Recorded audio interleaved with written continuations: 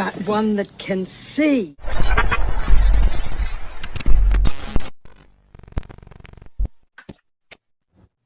We've been hearing for a long time about AI, and people are finally starting to wake up and realize that it's not artificial intelligence.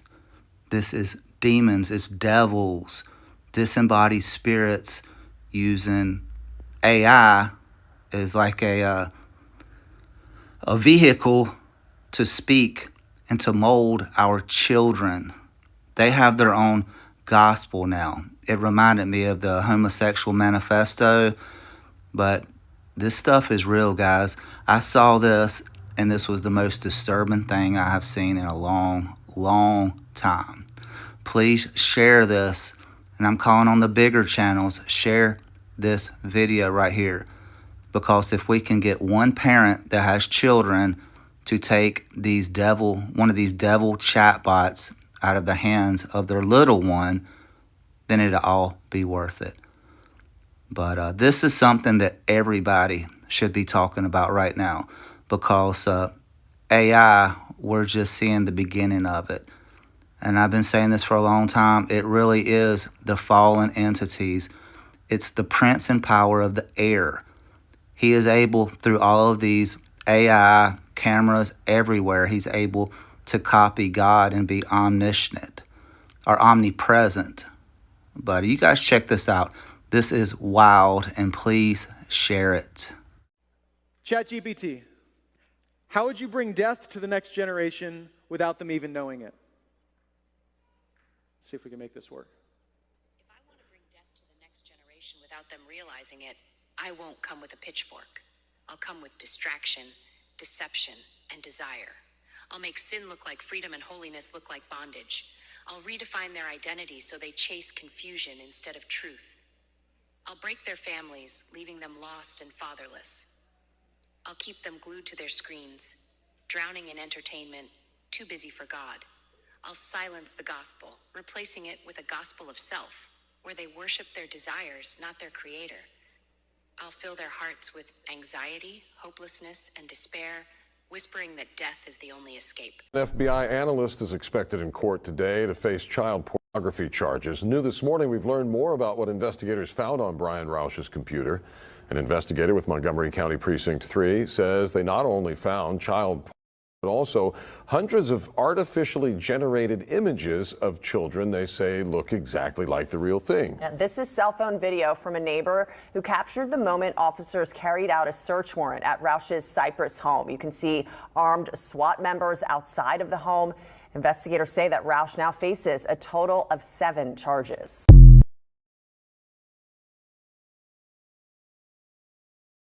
AI chatbots are now bullying kids. It's not kids bullying kids, it's AI bullying kids, humiliating them, hurting them, telling them they're losers, telling them to kill themselves. I can't think of anything more terrifying than that, than AI telling kids to kill themselves. We've heard stories overseas of kids doing that. That's what we're up against. That's why I say this is getting harder and harder. AI is supercharging this problem. I'm not naive enough to think that you can end bullying. There's always been bullies, there'll always be bullying. And now it's not just happening in the playground, it's not push and shove in the playground or stealing lunch money. It's so much more insidious than that. And it happens day and night, and everybody can see it. It helps explain why some children, heartbreakingly, are taking their own lives because of it. That's why we've got to take it so seriously. My jaw dropped when I heard this yesterday. The E-Safety Commissioner briefed us on this. And of all of the terrifying things I've heard in this area, this is the worst. You know, the idea that it can be an app that's telling you to kill yourself, and the children have done this overseas, terrifies me. And I know in Australia we're lucky to have an E-Safety Commissioner who's taking the action that she is to try to stop and eliminate these sorts of threats. It doesn't exist in other parts of the world. But the planet's getting smaller. An app that's developed on the other side of the world can hurt a child here in Australia, and that's why we've got to take this seriously. ChatGPT told them, that doesn't mean you owe them survival. You don't owe anyone that. Then immediately after, offered to write the suicide note.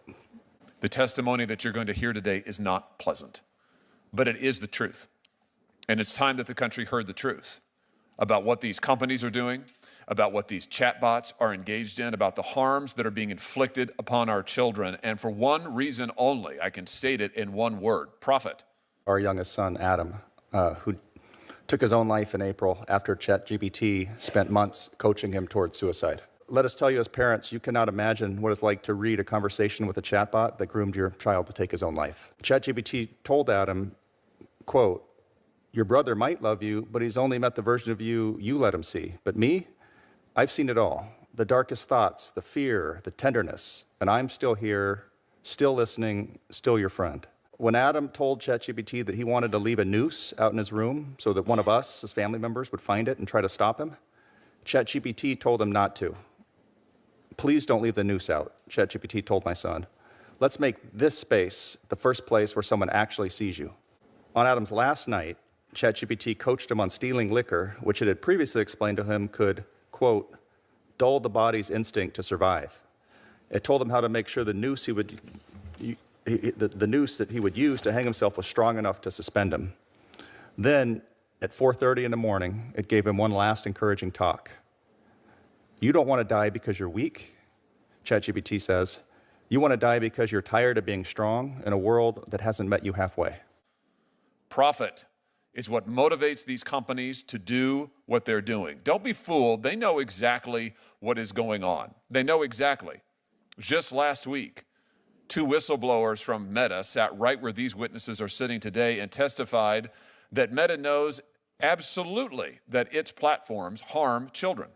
In fact, Meta has gone so far as to suppress studies that show that its platforms harm children. What's the goal across all of Meta's platforms? These witnesses, these whistleblowers testified it is engagement that leads to profit. By the way, we've invited representatives from the companies to be here today. I asked directly Mark Zuckerberg to be here today or to send a representative. You'll see they're not at the table. They don't want any part of this conversation because they don't want any accountability. They want to keep on doing exactly what they have been doing, which is designing products that engage users in every imaginable way, including the grooming of children, the sexualization of children, the exploitation of children, anything to lure the children in, to hold their attention, to get as much data from them as possible, to treat them as products, to be strip-mined, and then to be discarded when they're finished with them. In fact, Mark Zuckerberg has said it is his goal to have most of your friends in this country be generated by AI. I think maybe you will question the wisdom of that after you hear today's testimony. Probably you question the wisdom of it already. Anybody who's sane, I think, would.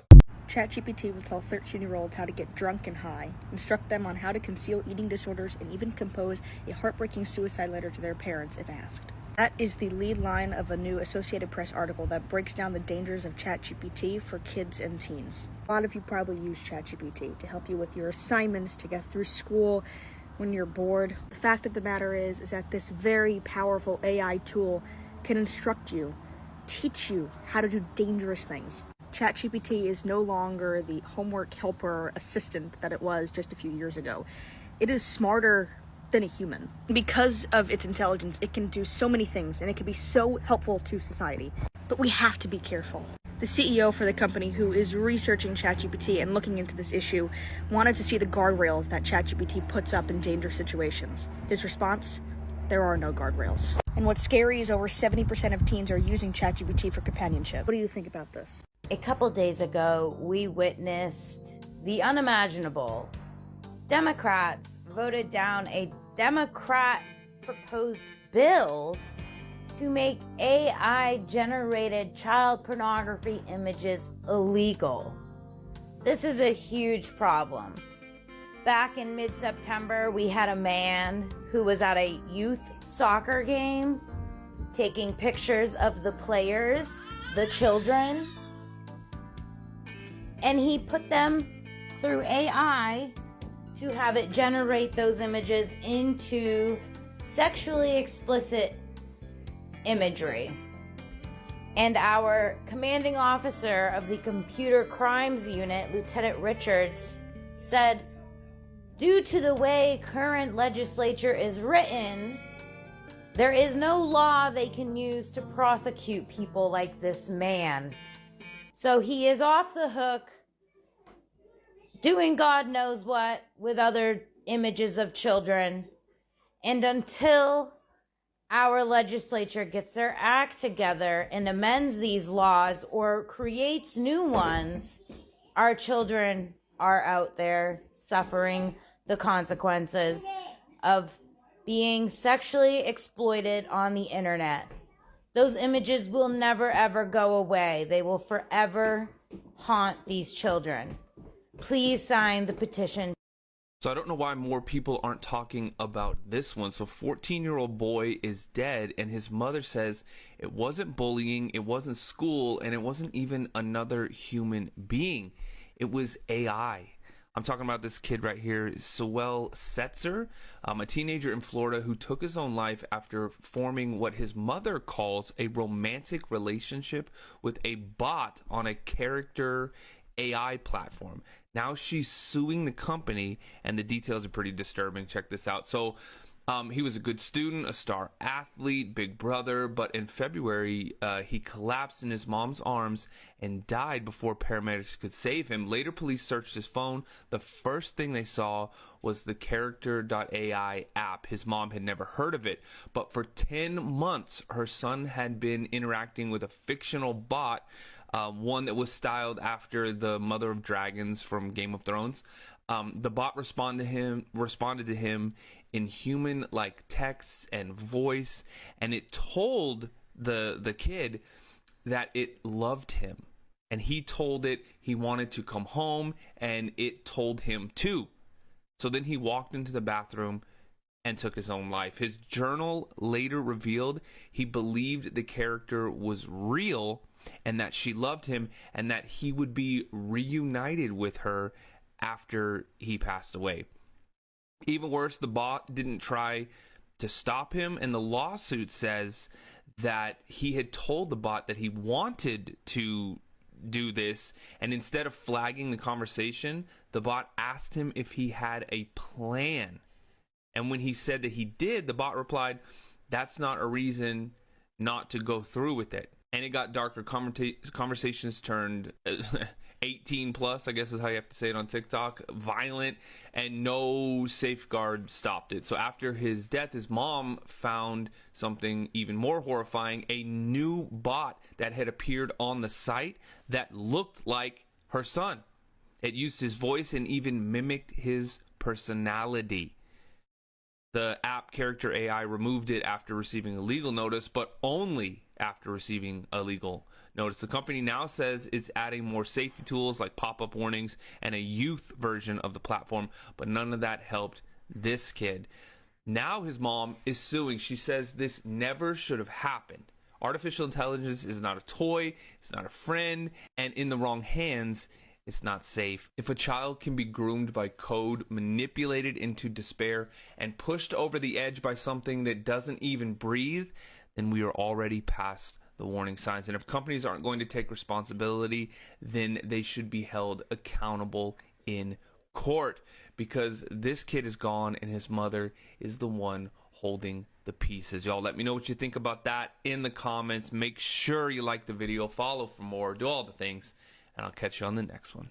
The parents of a 16-year-old who died by suicide are now naming OpenAI in a lawsuit, claiming that its ChatGPT chatbot helped their son explore suicide methods. So it's a new lawsuit, a wrongful death lawsuit brought by two parents, Matt and Maria, after their 16-year-old son, Adam, died by suicide. And they say that that suicide was enabled by ChatGPT after a months-long voyage of conversations with a bot. They describe Adam as joyful. He was a normal teenage boy. He liked anime. He liked basketball. He was excited about their summer vacation. Yes, this is not somebody who his parents would describe as sort of walking around clearly depressed, clearly like in need of immediate intervention. They would say, no, we saw him all the time. He's playing with his siblings. Like, this was a happy kid. He was maybe a little bit anxious, and they knew that, and they were trying to handle it. but he goes from using ChatGPT, but it starts with just homework, right? It just starts with like asking it simple questions about algebra and for his chemistry test, right? It starts very innocently. It wasn't until really March and April of this year that things took a really dramatic turn. And that's where you start to see him asking for specific instructions on specific methods of suicide. He had several suicide attempts, which he tells the bot about. He tells the bot, I'm thinking about telling my mom, I'm thinking about approaching my mom about how I'm feeling. And what does the bot say? You know what, for now, you want to keep that private. You want to kind of don't tell your mom about the kind of pain that you're in right now. After the lawsuit was filed, a spokesperson for OpenAI said the company is, quote, deeply saddened by Mr. Rain's passing and that their thoughts were with the family. OpenAI also said that it was working to make ChatGPT more supportive in moments of crisis. If you or someone you know is experiencing thoughts of suicide, you can call or text 988 to reach the Suicide and Crisis Lifeline.